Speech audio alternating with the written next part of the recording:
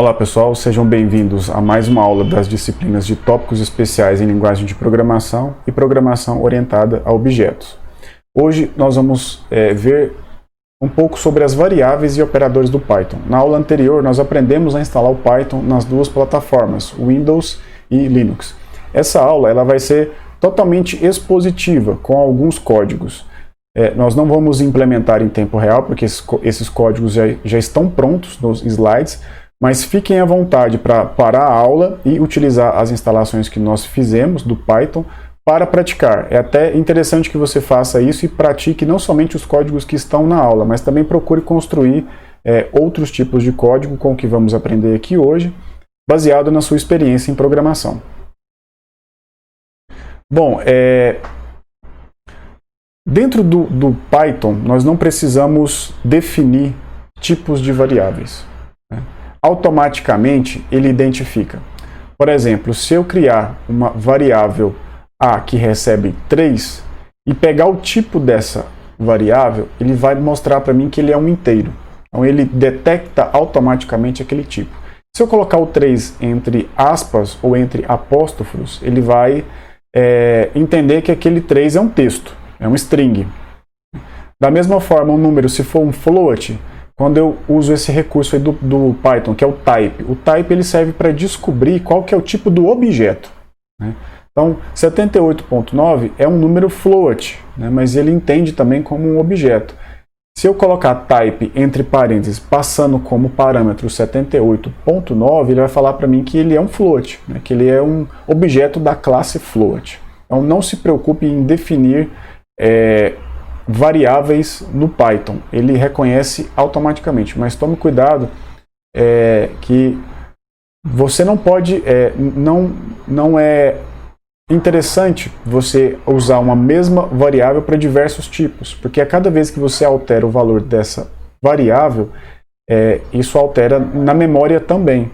Então, se você usar a mesma variável e ficar alternando entre textos e números, você não vai ter problema com o Python, mas você vai estar tirando o desempenho da sua aplicação. A aritmética do Python é igual a qualquer outra linguagem, né? A soma, a subtração, o operador de multiplicação é o asterisco e o de divisão é a barra. Detalhe aqui, pessoal, para essa divisão aí. Eu tenho a divisão entre dois números inteiros, o 35 e o 5. Por ser uma divisão, independente se as duas partes são inteiras e o resultado é inteiro, independente disso, o Python automaticamente ele dá como resposta um float. Então, nesse caso aí, 35 dividido por 7, nós temos uma divisão inteira. Dá 7 e sobra 0. Resto 0.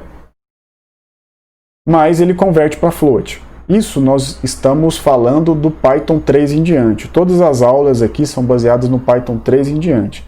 No Python 2.7 e anteriores, se você faz isso 35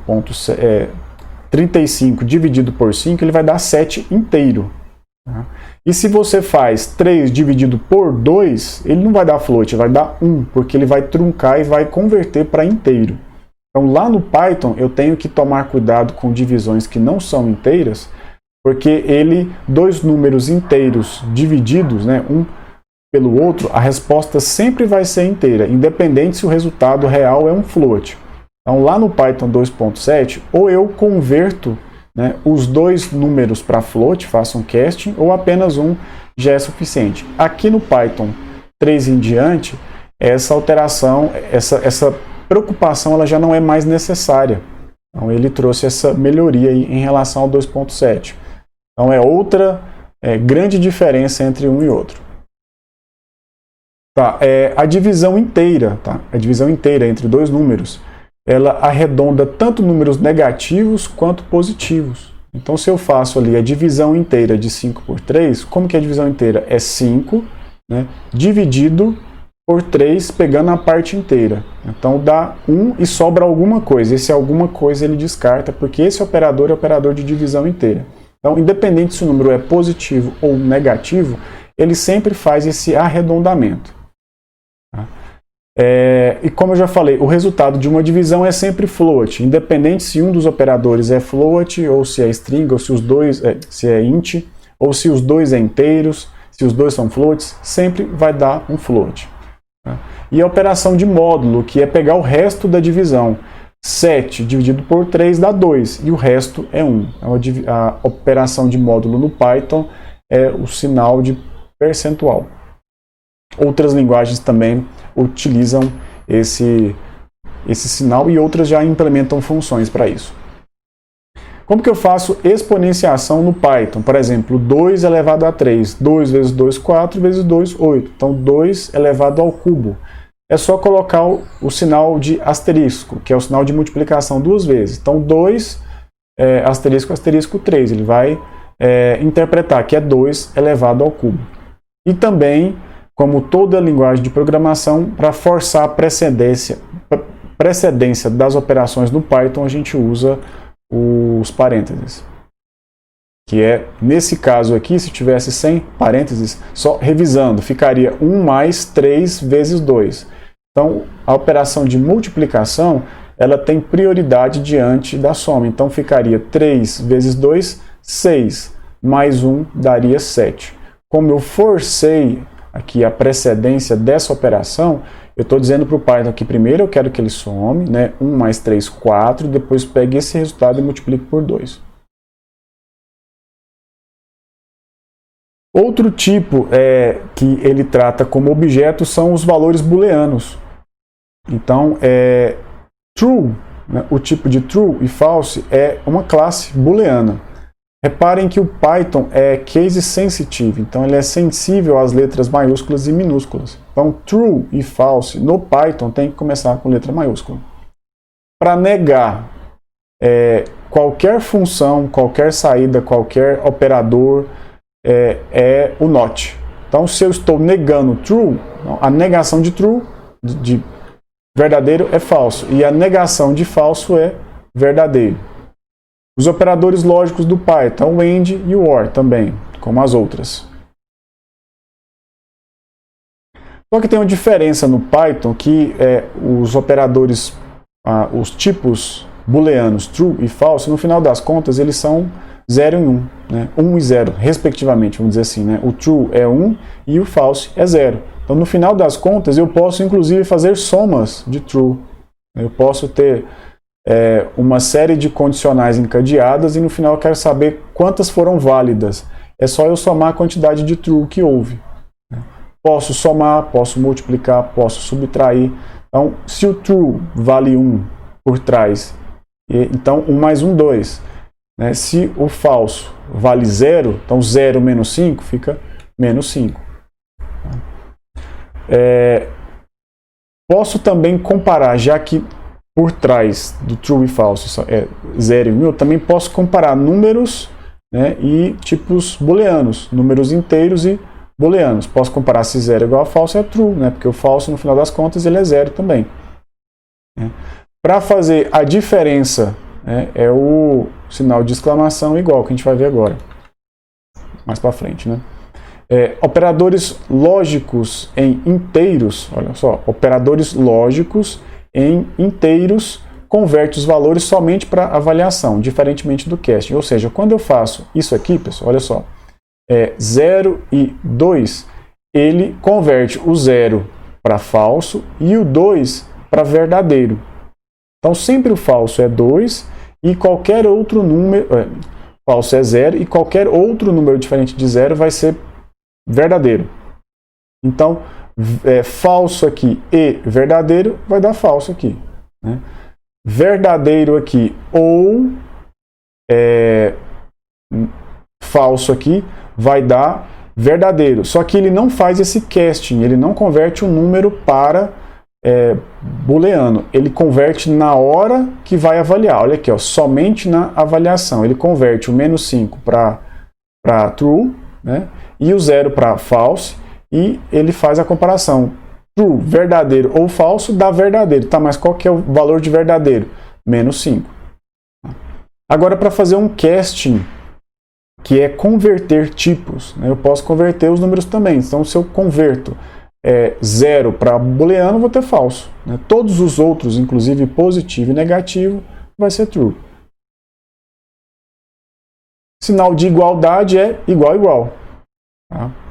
Tem que tomar muito cuidado aqui, porque o sinal de atribuição no Python é só igual, é um igual. O sinal de comparação de igualdade é igual, igual. A desigualdade é o ponto de exclamação e o igual. E tem as outras operações, menor, maior, menor ou igual, maior ou igual. Bem parecido com outras linguagens também, né?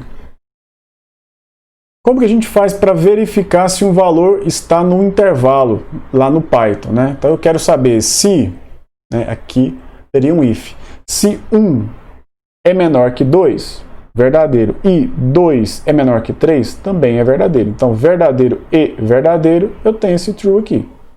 Então posso fazer como outras linguagens. Mas também tem um recurso interessante no Python, que é difícil de se encontrar em outras linguagens, que é o encadeamento. Então, eu posso verificar se o 2 é, ao mesmo tempo, maior que 1 e menor que 3. Eu posso fazer esse encadeamento aqui para verificar se o número está no intervalo. É bem prático isso. Tem um operador interessante no Python que é o is. Ele avalia se duas variáveis apontam para o mesmo objeto. Olha só, is identifica o seguinte: se eu tenho duas variáveis com dois nomes diferentes que apontam para o mesmo endereço de memória, né? É diferente do igual igual, que é a comparação, que avalia se dois objetos apontados têm os mesmos valores. Então, quando eu falo que duas variáveis apontam para o mesmo objeto, eu tenho, por exemplo, a variável A e a variável B, que ambas apontam para o mesmo endereço de memória. Sei lá, vai ter o 3 lá. Então, A é 3 e B também é 3. Então, se eu faço essa verificação A is B, vai dar verdadeiro, porque A e B apontam para o mesmo objeto, a mesma posição de memória. Se eu alterar B, automaticamente eu estou alterando A, porque um é espelho do outro. Já o igualdade é quando eu tenho A, que tem o valor 3 lá na posição de memória X, e o B, que também tem o valor 3 lá na posição de memória Y. Se eu alterar o B, eu não tenho alteração nenhuma no A. Okay? Então aí tem alguns exemplos aí. Primeira linha, eu defini uma lista. O que é uma lista? É como se fosse um vetor de valores. A gente não chama bem de vetor, a gente chama de lista, porque eu posso ter, inclusive, valores booleanos, string, float dentro de uma lista. Não é um vetor, é uma lista mesmo no Python, que a gente vai ver mais para frente em detalhes. Então eu criei uma lista com dois números e atribuí para o A. Né? Então agora o A ele está apontando para uma lista que está lá na memória. E aí eu atribuí o A ao B. E depois eu faço a verificação se B é A. Vai dar verdadeiro, porque nessa atribuição da lista eu aloquei um espaço na memória para a lista que tem os valores 1 e 2 e falei que o A aponta para ela. Então o A está apontando para uma posição da memória. Quando eu falo que o B aponta para o A, na verdade eu estou usando o espelho. O B agora também está apontando para a lista. Quando eu faço a verificação se B é igual a A, também vai dar verdadeiro, porque tanto A quanto B possuem o mesmo valor, eles compartilham o mesmo valor. Logo em seguida, eu substituo essa variável minha B, deixa eu ir acompanhando aqui, ó. Substituo a variável B por uma outra lista. De propósito, essa lista tem os mesmos valores, 1 e 2. Né? Então A aponta para uma lista 1 e 2, agora B também aponta para outra lista 1 e 2. E aí eu pergunto se o B é o A. O B e o A, nesse ponto aqui, pessoal, olha só, aqui, ó, nesse ponto aqui, eles apontavam para a mesma posição de memória, para o mesmo objeto, tá? Para a mesma lista. E quando eu verifiquei se o B é A, ele deu verdadeiro, porque um era o espelho do outro. Quando eu perguntei se o B é igual a A, também deu verdadeiro, porque tanto A quanto B tem o mesmo valor, compartilham. Só que agora eu fui lá e alterei o B. Agora o B está apontando para outra lista. É o mesmo valor, mas está apontando para outra posição de memória. Quando eu verifico se o B é A, ele dá falso, porque embora tenham o mesmo valor, eles já apontam para endereços de memória diferentes. É como se fosse os ponteiros lá do C, só que de modo bem implícito aqui, né? Bem mais fácil de mexer do que no C, que você tem uma dificuldade maior, só que você controla melhor também a memória. E aí quando eu faço B, né, pergunto se B é igual a A, vai dar true, porque eles possuem os mesmos valores. Não é o mesmo valor, cada um possui valores diferentes, mas esses valores são iguais. A string, pessoal, eu posso criar no Python strings utilizando aspas ou apóstrofos, tanto faz. Tá? E strings também podem ser adicionadas, que é o que a gente chama de concatenação entre string. Para concatenar string é o sinal de mais. Então eu posso concatenar hello com word. Aí fica hello world se eu der um print. Strings podem ser concatenadas sem usar esse sinal de mais, mas não variáveis. Então se eu tenho duas strings hello aqui e word aqui, esse espaço aqui, ele entende que é uma concatenação. Então na hora de mostrar, ele vai mostrar como se fosse uma só, hello world. Okay? Mas se isto daqui for uma variável do tipo string e essa aqui também for uma variável do tipo string, isso aqui vai dar erro. Já nesse exemplo aqui não. Se eu tenho uma variável string aqui e a outra aqui concatenadas pelo operador de soma, aí ele não dá erro, ele dá certo. Ele roda. Essa string aqui, pessoal, ela também pode ser tratada como uma lista de caracteres, como um vetor de caracteres. Então, cada posição dessa aqui possui um identificador. Então, isso aqui, no final das contas, lá na memória, é uma lista. É uma lista. Então, eu tenho uma lista de tamanho 1, 2, 3, 4, 5, 6, 7, 8, 9, 10, 11, 12, 13, 14, 15. 15 posições. Quando eu chamo essa lista na posição 0, né, ele vai mostrar T. Se eu chamar essa lista na posição 15, vai dar erro. Porque eu tenho uma lista com 15 posições, mas aqui no Python, vetores, listas, sempre vão iniciar com o índice 0. Tá? Então, para eu mostrar o G, eu tenho que chamar essa string aqui, passando como índice, que é entre os colchetes aqui, eu tenho que passar como índice o 14. Aí ele vai mostrar o G para mim. Ou eu posso também medir o comprimento dessa string.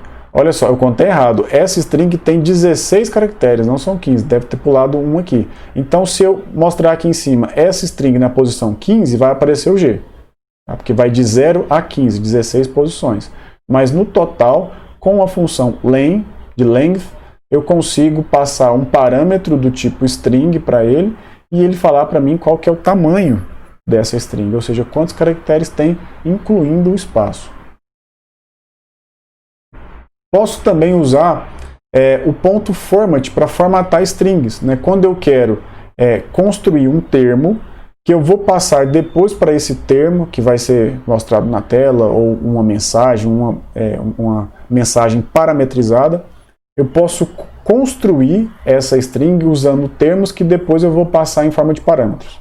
Então, o que é isso aqui? Eu estou passando a string entre aspas aqui, e essa string, pode ser em texto, e eu tenho aqui as chaves que indicam que eu tenho que passar 2 parâmetros para essa string na hora de mostrar ela.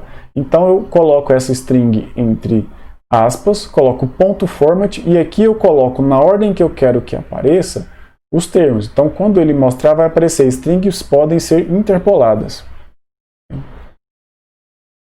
Isso aqui, pessoal, é muito útil quando a gente está construindo sistemas que se comunicam com o usuário. Então eu tenho a mensagem padrão, mas nessa mensagem padrão eu tenho termos que mudam de acordo com o usuário, com o perfil dele, enfim.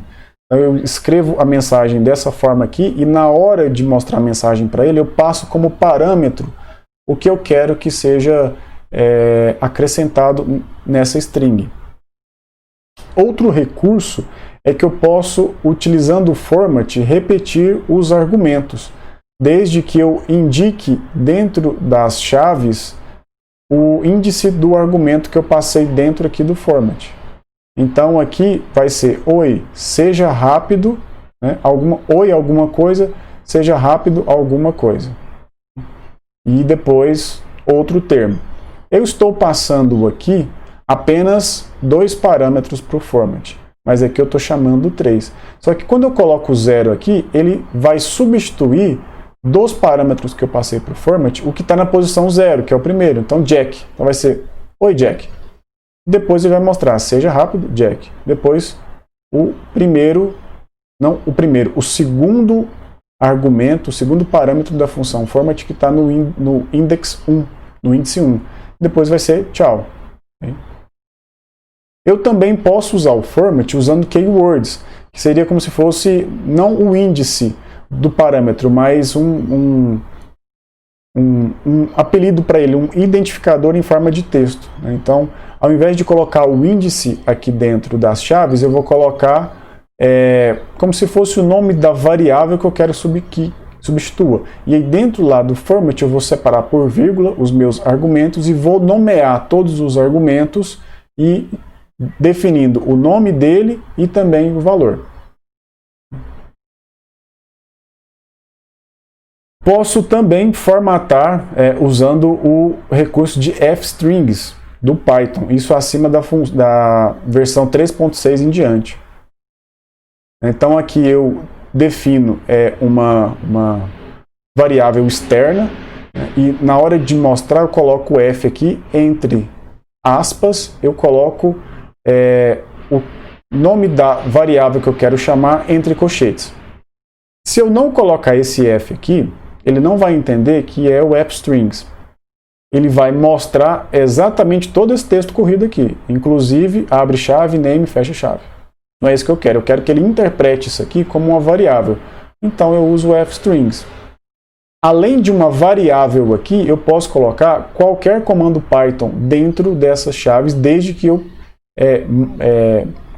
diga para o Python que é um fstrings. Então eu coloco o f aqui, todo o termo entre aspas, e onde eu quero colocar a variável, eu chamo o nome dela entre chaves, e onde eu quero escrever o código, né, o comando Python, eu também coloco entre chaves. Então ele vai interpretar o que está entre as chaves primeiro, para depois dar a saída.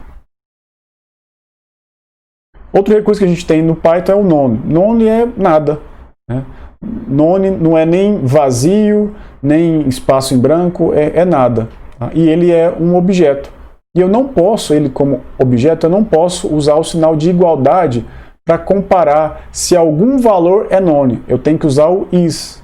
Tá? Is, porque none é como se fosse uma região da memória que não existe. Né? Então, se eu quero comparar se etc, que é um string, né, se é none, então eu vou usar o is. Se um é igual a outro, eu não posso fazer. Eu tenho que usar o is para poder compará-los. Uma dica aqui para vocês. None, que é o que a gente acabou de ver. 0. E strings, listas, dicionários, tuplas vazias, que a gente vai ver mais para frente, todos esses são avaliados para falso. Os outros são verdadeiros. Então, se eu converter o 0 para booleano, é falso. Se eu converter uma string vazia para booleano, também é falso. Uma lista vazia é falso, um dicionário vazio também é falso, uma tupla vazia também é falso. Por quê? É um valor que não existe na memória. É um valor que não é nada. Então, ele é falso porque ele tem uma alocação lá, mas é uma alocação que não está preenchida. Diferente do 0, né, que o 0 ele preenche. Bom, pessoal, por hoje é só. Nas próximas aulas a gente vai aumentando o nível de complexidade dos códigos e conhecer mais funções do Python. Até mais! Saiba mais sobre o Instituto Federal Goiano. Acesse ifgoiano.edu.br e nos procure também nas redes sociais. Instituto Federal Goiano. A educação te transforma, você transforma o mundo.